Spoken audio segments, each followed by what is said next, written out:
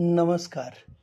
माणसानं शिक्षण घेण्यापूर्वी संस्कार, व्यापार करण्यापूर्वी व्यवहार आणि परमेश्वराआधी आईवडिलांना समजून घेतलं, तर त्याच्या उभ्या आयुष्यात कोणतीच अडचण आडवी येणार नाही.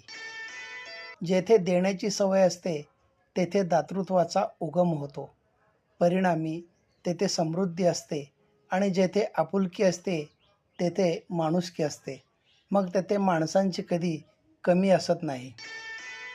देव भेटावा म्हणून नाही, तर भेटलेला देव कळावा यासाठी गीता, गाथा आणि ग्रंथ वाचावे. ज्याला जिंकायचे असते, त्याला कुठं लढायचं आणि कुठं शांत बसायचं हे व्यवस्थित समजतं.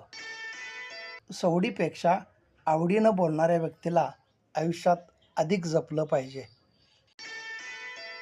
आशीर्वाद आणि सदिच्छा यांना कोणताही रंग किंवा गंध नसतो, पण ते मिळाले की जगण्यात रंग आणि सुगंध भरला जातो. जहाज ने किनारा छोड़े बिना उसे सफ़र की दिशा नहीं मिलती और इंसान ने निराशा छोड़े बिना जीने की उम्मीद पैदा नहीं होती. धन्यवाद.